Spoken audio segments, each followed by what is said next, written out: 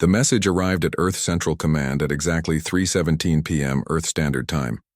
Admiral William Hayes was drinking his afternoon coffee when the alert flashed across his screen. His hand froze midway to his mouth. "Sir," said his aide, Lieutenant Mary Cooper, "we're receiving an emergency transmission from the Galactic Council." Admiral Hayes set down his coffee. In his 30 years of service, the Galactic Council had never once used the emergency channel. The 3,000-year peace had made such urgency unnecessary. "Put it through," he said. The face that appeared on the screen belonged to Ambassador John Miller, humanity's chief representative to the Galactic Council.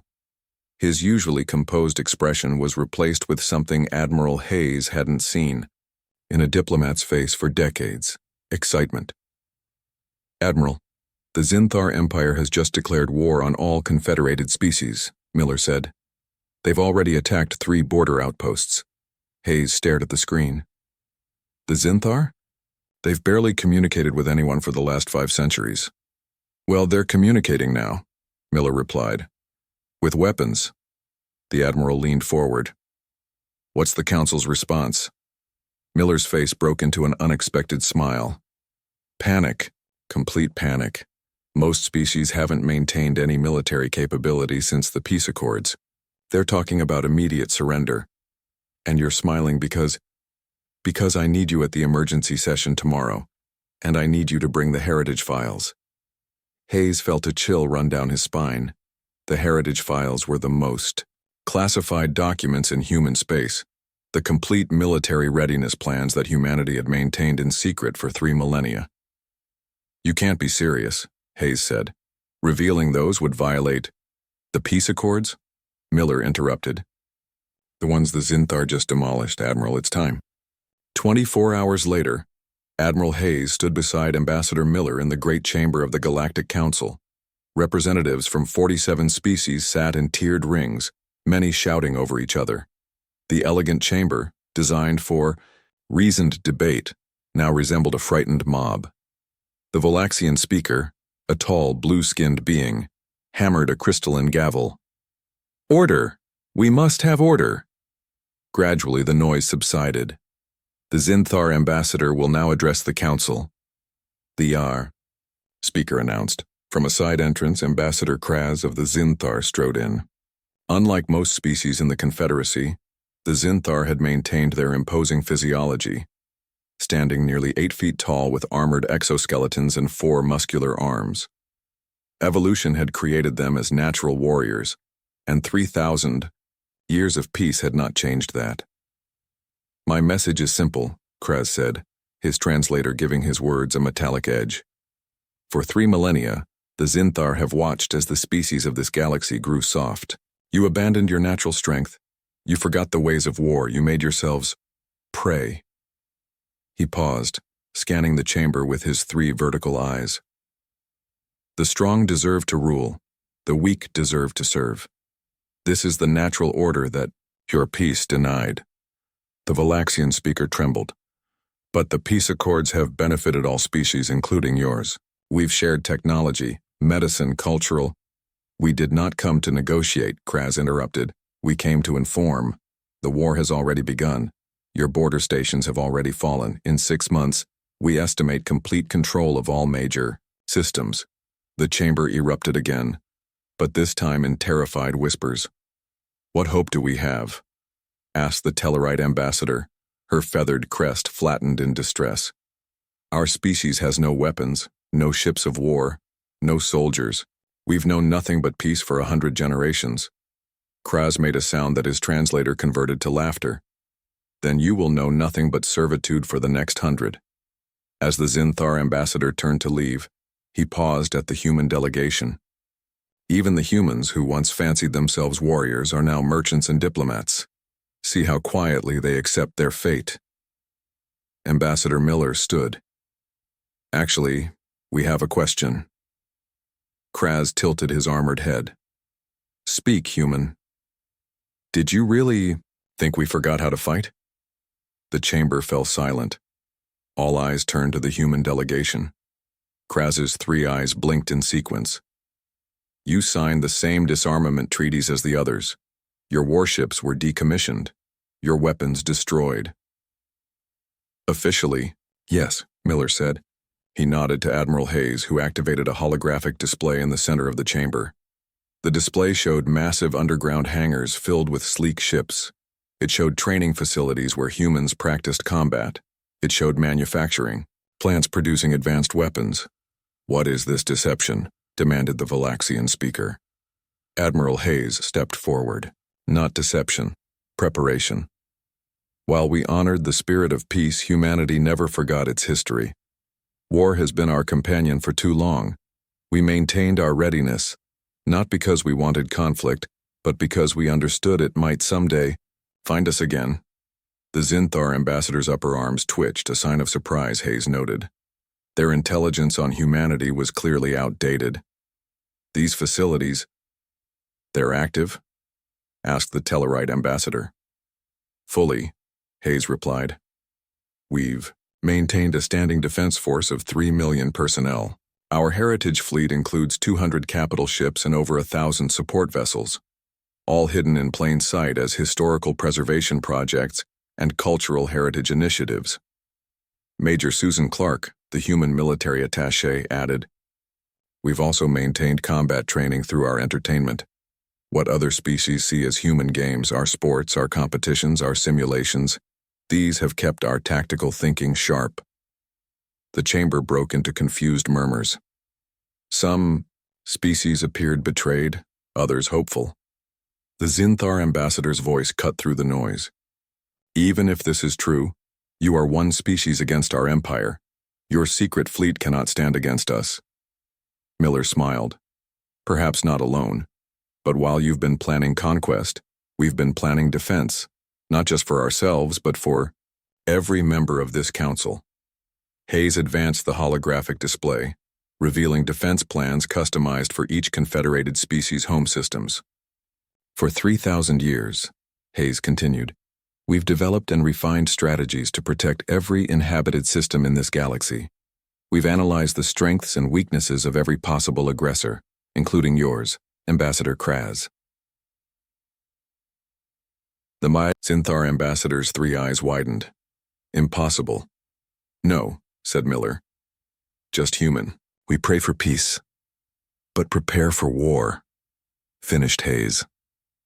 The Zinthar ambassador stormed out of the chamber.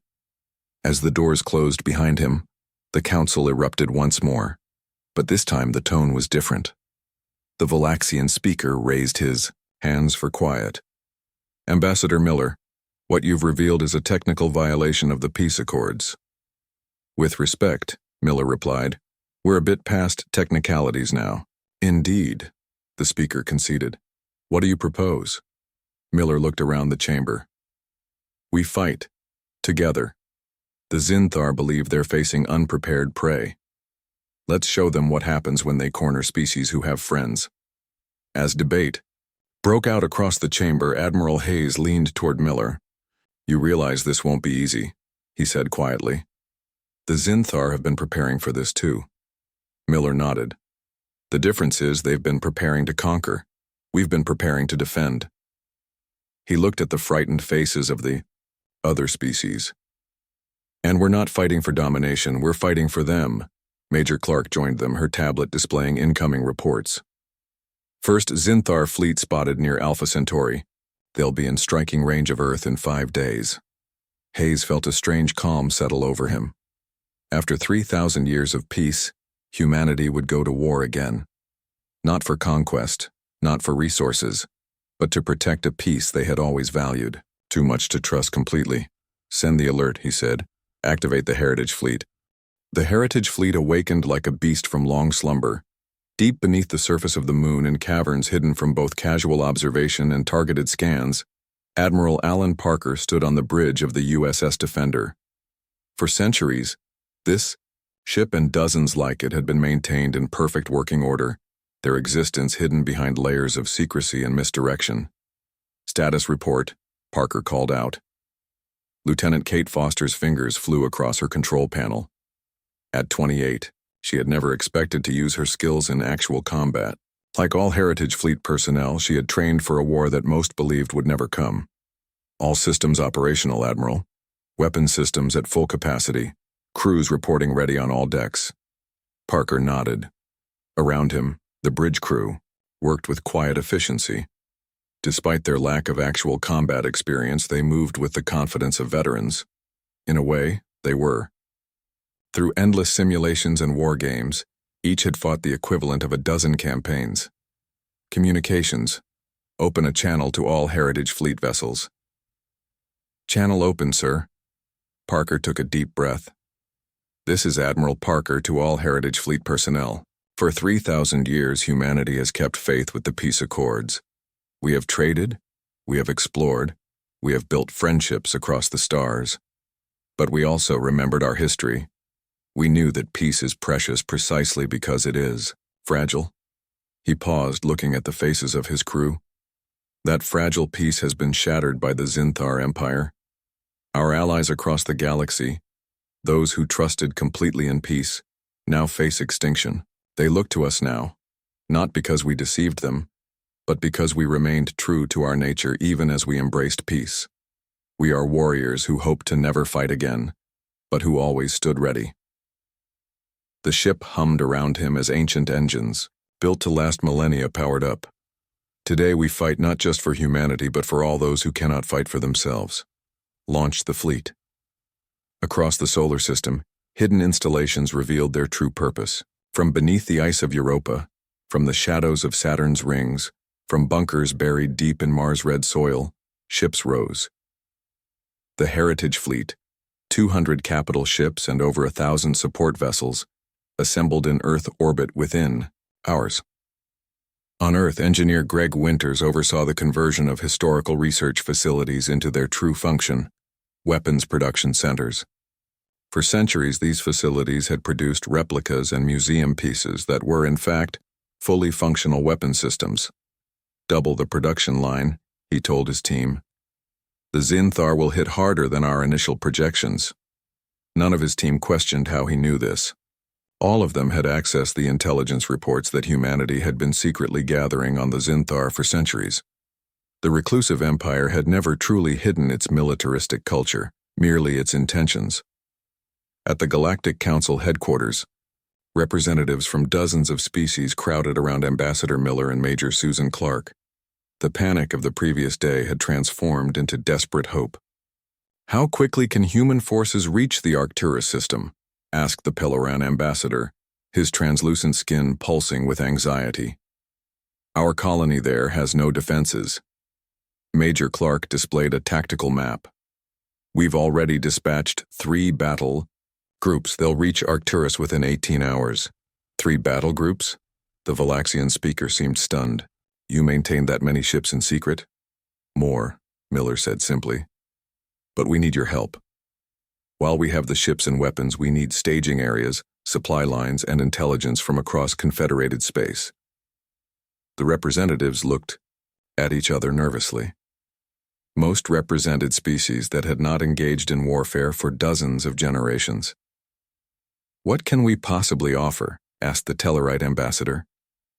We have forgotten the ways of war. But you remember the ways of peace, Miller replied. You know how to build, to coordinate, to communicate across vast distances. These skills are just as valuable in defense as they are in commerce. Slowly, the representatives began to nod. What had seemed like weakness now revealed itself as potential strength. Back on the USS Defender, Admiral Parker received the first direct intelligence on Zinthar forces. Their fleet had already captured 3 border outposts and was moving deeper into Confederated space. Their ships are larger than our models predicted, reported Officer Sam White, the tactical officer. Energy signatures suggest weapon systems, at least 30% more powerful than our estimates. Parker studied the data. But their formations are rigid. Look at how they maintain perfect spacing regardless of the terrain. Lieutenant Foster looked up from her station. They're fighting by the book, a book that's probably thousands of years old. Exactly, Parker said. They've maintained their warrior culture, but without actual combat to test their theories, they've become rigid, predictable. He turned to his communications officer. Contact Captain Lisa Howard on the USS Vigilant. Tell her to take her battle group to intercept the Zinthar fleet approaching the Proxima Centauri colony. Sir, the Vigilant's battle group is only 5 ships. Intelligence suggests the Zinthar fleet numbers at least 20. Parker smiled. 5 will be enough. Captain Howard's battle group has been practicing asymmetric warfare tactics for years. The Zinthar are about to learn that numbers aren't everything. Meanwhile, on the civilian side, retired pilot Donna White organized the largest evacuation in human history. Colony worlds closest to Zinthar space needed to be emptied of civilians. We have 3,000 transport ships registered in the system, she told her volunteer coordinators. Each captain has been drilling evacuation protocols as safety exercises for years. They know what to do. One of the younger coordinators looked confused. How did we maintain this level of readiness without anyone noticing? Donna smiled. We hid it in plain sight. Those historical appreciation societies that reenact ancient naval evacuations? Those were training exercises. The vintage spacecraft collectors who insisted on keeping their ships in working order? They're our transport fleet now. Across some human space, a military machine hidden for 3,000 years revealed itself. Plans developed and refined over centuries were put into action with calm efficiency. In the Zinthar command ship orbiting the recently conquered Arcturus outpost, Fleet Commander Draz received reports of human military activity with growing concern. Impossible, he said, studying the data. Our intelligence indicated the humans maintained symbolic defense forces only. His second-in-command, Sub-Commander Vex, reviewed the battle footage. The human vessels are engaging our forces using tactics we have never encountered. They're faster, more maneuverable, and their crews appear to be well-trained. Draz's armored faceplates clicked together in agitation. The Emperor assured us that 3,000 years of peace had made the confederated species soft, that they would surrender rather than fight. The other species, perhaps, Vex replied. But the humans... He paused, searching for the right word. The humans seemed to have been waiting for this. At that moment, alarms blared throughout the command ship.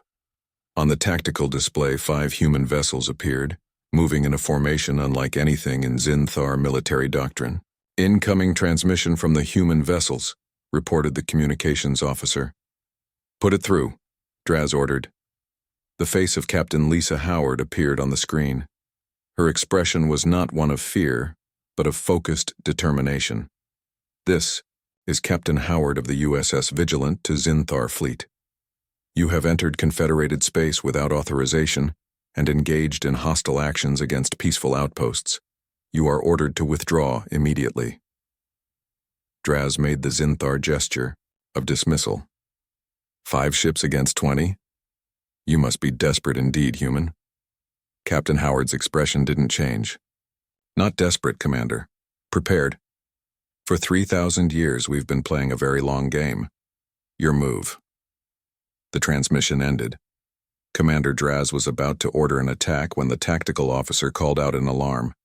Sir, the human ships are executing some kind of dispersal pattern. The first explosions rocked the Zinthar fleet before he could finish his sentence. The war had truly begun.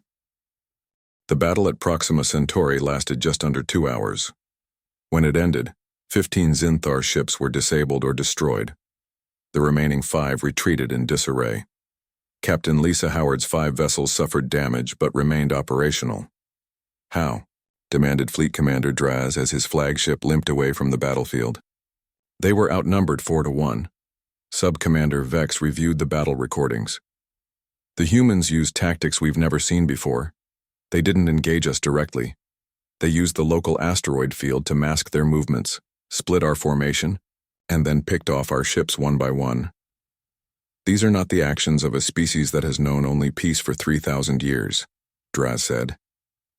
On the USS Vigilant, Captain Howard received congratulations from Admiral Parker via secure channel. Well done, Captain. The Zinthar just got their first lesson in human warfare. Howard nodded, though her expression remained serious. Thank you, Admiral. But we were lucky. The Zinthar have superior firepower and armor. If they adapt to our tactics, we'll face a much tougher fight next time. Which is why we need to press our advantage now, Parker replied. Your battle group will rendezvous with the 7th Fleet at Tau Ceti. We're going to hit their supply lines before they establish a foothold in Confederated space. As the human fleets organized their counteroffensive, First Officer Paul Martinez of the USS Vigilant worked on refining their battle tactics. In a small strategy room off the main bridge, he studied ancient naval battles from Earth's history. The Zinthar fight like the Spanish Armada, he explained to his team. Powerful, ships in rigid formations. They expect the same from us. He pointed to animations of historical battles. But we'll fight like the English did at Gravelines or like the Greeks at Salamis. Smaller, faster ships using the environment to our advantage. One of his junior officers looked confused. But sir, space battles are nothing like naval battles. On water, Martinez smiled. The principles remain the same. Know your environment. Use it against your enemy. Turn their strengths into weaknesses. Across Confederated space, humans helped other species prepare for the war. On the Peleran homeworld, Major Ryan Adams trained the first Peleran Defense Force in 3 millennia. Your natural abilities are your greatest asset, he told the tall, willowy aliens as they awkwardly held their weapons. Your species can sense electromagnetic fields. That means you can detect ship systems even when sensors are jammed. The Pelerans looked uncertain. One stepped forward, her translucent skin shifting colors with her emotions. We have been peaceful for so long, she said. How did humans maintain their warrior skills through 3,000 years of peace? Adams paused before answering. We never stopped being warriors. We just channeled that energy differently. Our sports, our games, even our entertainment, they all kept the warrior mindset alive in ways that served peace rather than threatened it. Back on Earth, communications specialist Ben Rivera made a breakthrough that would change the course of the war. For weeks he had been studying intercepted Zinthar communications looking for patterns. I've got it, he announced to his team. Their battle communications use a mathematical structure similar to their religious texts. His supervisor, Dr. Linda Scott, looked up from her own work. How does that help us? Because their religious texts are rigid and unchanging, Rivera explained. They haven't updated their encryption methods in centuries. We can predict their command sequences by analyzing the structural patterns. He displayed a series of decoded Zinthar battle plans on his screen. Look, we can now read their orders almost as soon as they give them. The intelligence breakthrough came just in time. The Zinthar, reeling from their unexpected defeats, had called in reinforcements from their home systems. A fleet 3 times the size of their original invasion force was moving toward Confederated space. At Galactic Council headquarters, the mood was tense as representatives received the news. Even with human help, we cannot withstand such numbers, said the Valaxian speaker. Ambassador Miller raised his hand for attention. Numbers aren't everything in war. We've been monitoring Zinthar communications. They're making a critical mistake. What mistake? Asked the Tellarite ambassador. They're rushing, Miller explained. Their emperor is angry about their early defeats. He's ordered an all-out assault before they've secured their supply lines or established proper intelligence. Major Susan Clark stepped forward. We've prepared for this scenario. She activated a holographic display showing the predicted path of the Zinthar fleet. They'll have to pass through the Sirius corridor. We've been preparing a surprise for them there. On the mining station orbiting Sirius B, Engineer Winters supervised the installation of specially designed gravity distortion devices throughout the dense asteroid field that made up the Sirius corridor. These devices won't show up on Zinthar scans, he told his team. When activated, they'll alter the trajectory of these asteroids just enough to create a navigational nightmare for any ships passing through at battle speed. One of his assistants looked nervous. Will this be enough to stop them? Stop them? No, Winters admitted. But it will split their formation, slow them down, and force them to fight on our terms. And that's all Admiral Parker needs. The trap was set just hours before the massive Zinthar fleet entered the Sirius corridor. Following at a safe distance was the combined human fleet, now joined by the first ships from other Confederated species, mostly transport and support vessels. but their presence was symbolic of the growing unity against the Zinthar threat. The Aicher, Zinthar Emperor, watched from his palace as real-time updates from his armada came in. His chief strategic advisor, Lord Krozak, stood nervously at his side. The humans continue to resist more effectively than expected, Your Eminence. Perhaps we should consider a more gradual approach to conquest. The Emperor's armored frill extended in anger. 3,000 years we have waited, building our strength while they grew soft in their peace. I will not delay our destiny any longer. But, sire, our intelligence on human military capabilities was clearly flawed. They maintained their warrior skills in secret. They are still just one species, the Emperor said dismissively. Once we crush their main fleet, the rest of the Confederacy will fall quickly. Just then, an urgent communication came through from the commander of the reinforcement fleet. The Emperor activated the holographic display. Your Eminence, we have entered the Sirius corridor as ordered, but something is wrong. The navigational charts do not match the actual. The transmission filled with static as explosions became visible in the background. What is happening? Demanded the Emperor. The commander's voice came through broken and distorted. Asteroids, moving in impossible patterns, ships unable to maintain formation, human vessels appearing from hiding places within the field. Attacking our separated ships. The transmission cut off. The Emperor turned to his advisor in fury. How could they predict our route so precisely? How could they prepare such a trap? Lord Krozak had no answer. In the heart of the Sirius corridor, Admiral Parker directed the battle from the USS Defender. Around him, the bridge crew worked with calm efficiency as reports came in from across the battlefield. Zinthar forces are completely scattered throughout the corridor, sir, reported Lieutenant Foster. Our ships are engaging them in small, group actions where we have local superiority. Parker nodded. And the status of the gravity distortion devices? Working perfectly, Admiral. The asteroid field is in constant, unpredictable motion. Zinthar ships can't form up or coordinate. For the first time since the war began, Parker allowed himself a small smile. Send word to all ships. Press the attack. The Zinthar are about to learn that there's more to war than having the biggest fleet. As human ships darted through the chaos of the shifting asteroid field, engaging confused and isolated Zinthar vessels, a truth became clear to both sides. The 3,000-year peace hadn't weakened humanity. It had given them time to perfect the art of war without ever having to fight one. The battle in the Sirius corridor marked a turning point in the war.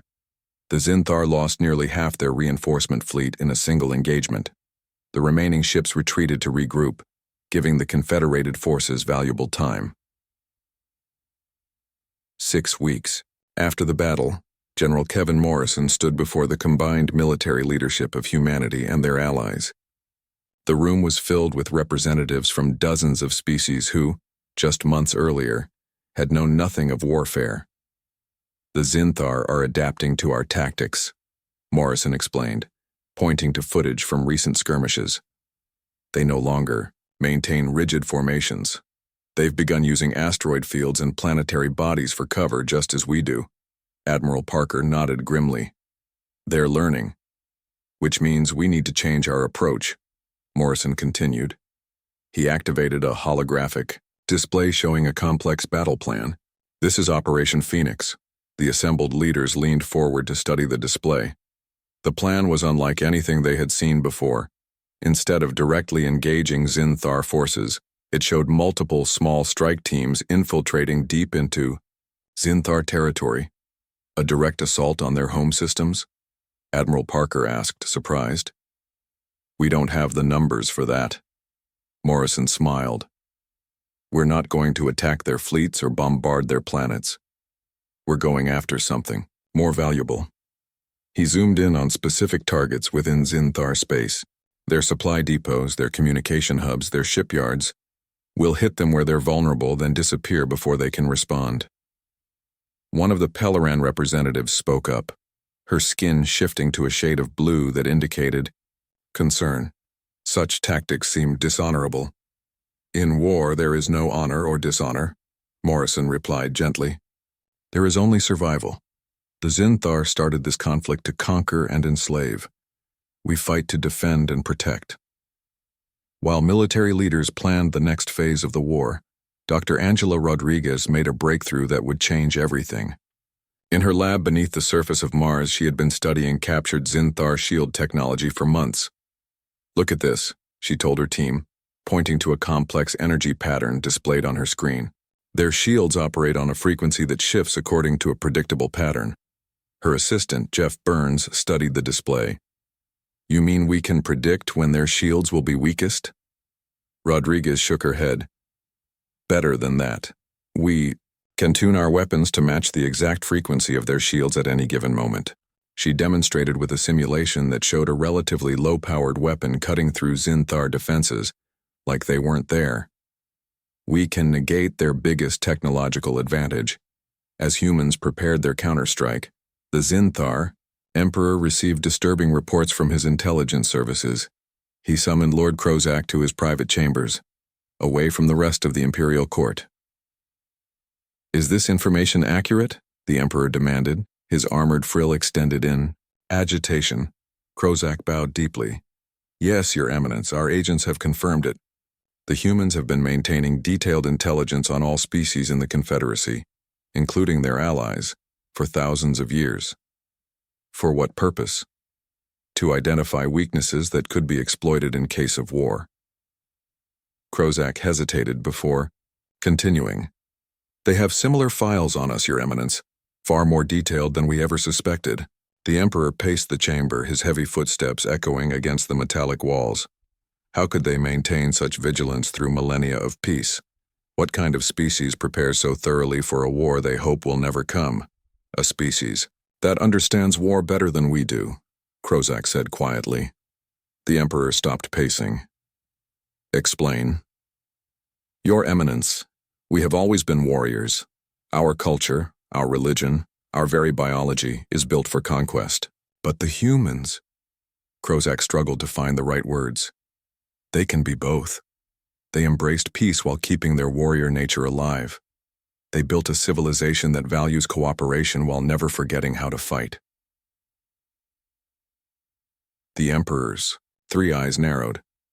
"You sound as if you admire them."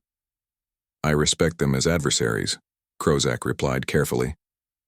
"And I believe we have underestimated them greatly." As this conversation took place, Commander Dan Lewis led a fleet of stealth ships toward the Zinthar homeworld. These vessels, the product of centuries of research hidden behind experimental propulsion studies, were nearly invisible to conventional sensors.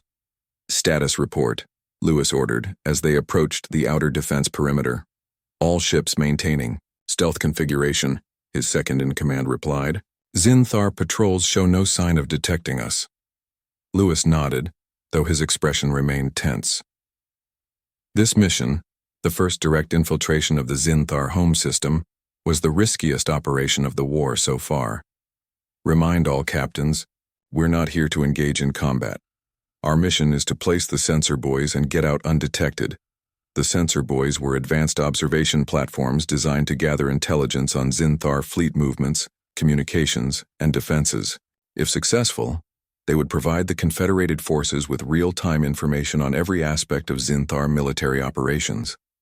The mission proceeded perfectly until the very end, when one of the stealth ships suffered a power fluctuation that briefly made it visible to Zinthar sensors. "We've been spotted," reported the communications officer. "Zinthar defense fleet is mobilizing." Lewis made a quick decision. "All ships, complete deployment of remaining buoys, then retreat along. Emergency Vector Omega." As the stealth fleet raced away from the Zinthar homeworld, pursued by enemy vessels, they had accomplished over 90% of their mission objectives. The sensor network was in place, giving the Confederated forces unprecedented insight into Zinthar operations. Back in Confederated space, Ambassador Miller addressed the Galactic Council, which now functioned as a war cabinet.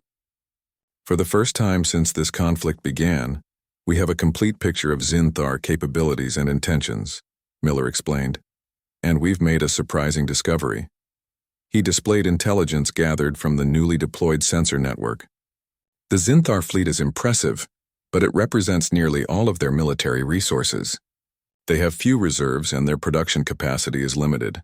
The Valaxian speaker leaned forward. You mean they committed everything to this invasion? Yes, Miller confirmed. They expected a quick victory against unprepared opponents. They didn't plan for a prolonged conflict against organized resistance. Hope spread through the chamber as the implications became clear. The Zinthar weren't an unstoppable force after all. They could be beaten. Taking advantage of this new intelligence, Admiral Parker implemented the next phase of Operation Phoenix. Small, fast strike forces began hitting targets throughout Zinthar territory, disrupting supply lines and destroying communication hubs. Each strike force followed the same pattern: appear suddenly, hit their target with precision, and disappear. Before the Zinthar could mount an effective response, the human tactic of hit-and-run warfare, perfected through thousands of simulated battles over the centuries, proved devastatingly effective.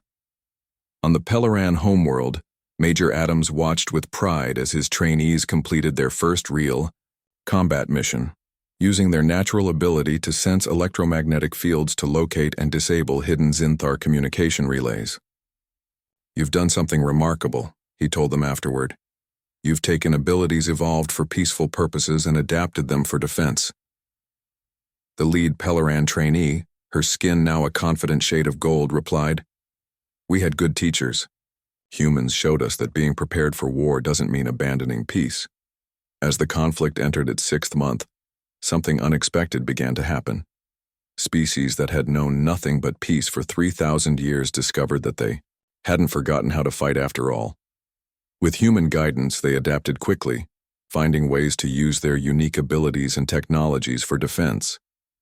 And the Zinthar, for the first time in their long history, began to wonder if they had made a terrible mistake. 9 months into the war, the balance had shifted dramatically. The Zinthar, once confident of easy victory, found themselves on the defensive. Their supply lines were in ruins, their communications compromised, and their fleets scattered across too many fronts. Admiral Parker stood on the bridge of the USS Defender, watching tactical displays that showed Confederated forces advancing on almost every front. The Zinthar main fleet is regrouping at Proxima Centauri, Lieutenant Foster reported. It looks like they're preparing for a final stand. Parker nodded. This was what they had been working toward, cornering the Zinthar fleet for a decisive engagement. But something bothered him. Why Proxima Centauri? He asked. It has no strategic value for them. Before anyone could answer, Lieutenant Sandra Hayes, their intelligence officer, rushed onto the bridge. Her face showed a mixture of excitement and concern. Admiral, I found something in the decoded Zinthar communications that changes everything. She displayed a series of decoded messages on the main screen. These aren't standard military communications. They're private exchanges between the Zinthar Emperor and someone else. Someone who isn't Zinthar. Parker studied the messages with growing alarm. These suggest that the Zinthar were manipulated into starting this war. Yes, sir, Hayes confirmed. By a third party who promised them technology and intelligence about Confederated defenses. But they were fed false information about how easily the Confederacy would fall. Do we know who this third party is? Hayes shook her head. Not yet. But they wanted the Zinthar and the Confederacy to destroy each other. They're playing both sides. Parker's expression hardened. Contact Ambassador Miller immediately, and get me a direct channel to Captain Howard's battle group. They're closest to Proxima Centauri. At Proxima Centauri, the Zinthar fleet waited in formation. Their ships, once gleaming symbols of imperial might, now bore the scars of 9 months of constant conflict. On the flagship, Fleet Commander Draz received a transmission from the Zinthar Emperor himself.